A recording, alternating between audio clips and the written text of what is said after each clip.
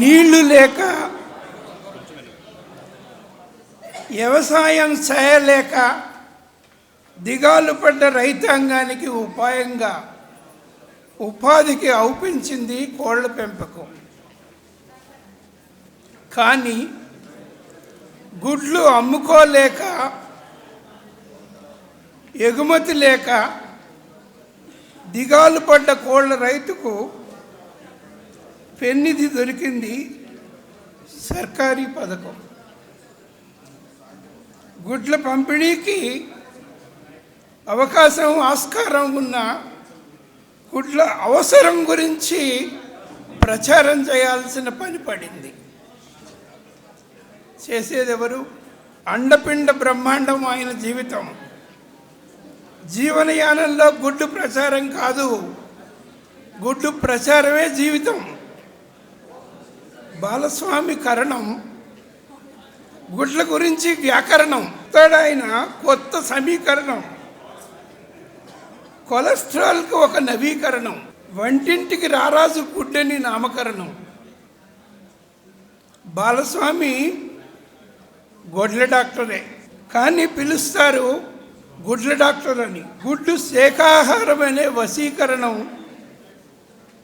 Cholesterol, గుండె జబ్బులు రావని నవీకరణం, కొత్త సమీకరణం. గుడ్డు ప్రచారం ఊపిరిగా, గుడ్డు ప్రబోధం ప్రాణంగా, గుడ్డుకే జీవితం, గుడ్డు కోసం పోరాడు యోధుడు, గుడ్డు కోసం పోరాడు ఒంటరి యోధుడు. అంగన్వాడీలలో గుడ్లు, అంగన్వాడీకి 6 నెలల బాలలకే గుడ్లు పంచాలని, మధ్యాహ్న భోజనంలో గుడ్లు బడి పిల్లలకు పెంచాలని లేఖ అస్త్రాలు సంధించి అధికారులతో, మంత్రులతో, శాసనసభ్యులతో అర్జీలు పదే పదే సమర్పించి సాధించిన గనుడు. హాస్పిటల్స్లో గుడ్లు, హాస్టల్స్లో గుడ్లు, ఆఖరికి జైళ్లలో కూడా గుడ్లు.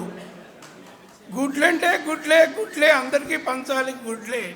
గుడ్లు పంచనిదే ఏ వివాహం వద్దు, గుడ్లు పంచనిదే ఏ పుట్టినరోజు పండుగ వద్దు. గుడ్లు ముందు పంచండి, తరువాత పండగ చేసుకోండి అని ఆయన ప్రబోధం. 50 ఏళ్ల కోళ్ల సేవలో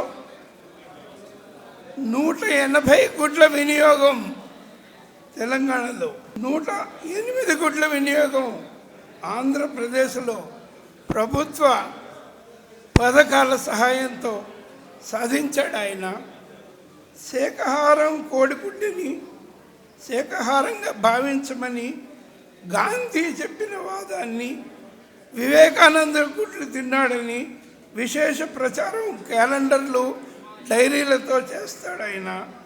సామాజిక స్పృహ తీసుకువచ్చాడు. 50 ఏళ్ల ప్రచారంలో 5 లక్షల మంది శ్రోతలతో 5,000 సమావేశాలు నెక్కు సహకారంతో నిర్వహించాడు. తల్లిపాల తర్వాత స్వచ్ఛమైన శాకాహారం, స్వచ్ఛమైన కల్తీ లేని ఆహారం, గుడ్లేనని గొంతెత్తి చెప్తాడు, ఎలుగెత్తి చాటాడు. తనకు తానే ప్రయోగాత్మకంగా నిత్యం 5-6 గుడ్లు తింటూ 80వ ఏట 18 ఏళ్ల ప్రాయంలో కాలంతో పరిగెడుతూ కనీసం 18 గంటలు పనిచేస్తూ పరుగులు తీస్తాడు. ఆయనకు ఆయనే సాటి, వేరెవరూ లేరు పోటీ. పోల్చుదామన్న కంటికి ఎవరు కానరు, ఎవరు సరిజోడు కాదు. పొగడగరాదు నీ కోళ్ళ సేవలు. ధన్యజీవి బాలస్వామి. డాక్టర్ బాలస్వామి గారు ఓ కవి చెప్పినట్టు, రాజు నువ్వే, బంటు నువ్వే, సైన్యం నువ్వే, సర్వం నువ్వే, నువ్వే గుడ్డు జిందాబాద్, గుడ్డు వెరీ గుడ్డు, గుండెకు బలం గుడ్డు, వెన్నుకు బలం ఎగ్గు నినాదాలతో చిరంజీవిగా వర్ధిల్లు. ధన్యజీవి బాలస్వామి ఆయురారోగ్య ఐశ్వర్యాలతో వర్ధిల్లమని నూరేళ్ళు జీవించమని మా అందరి దీవెనలో భగవంతుడిని ప్రార్థిస్తూ సెలవు తీసుకుంటున్నాం.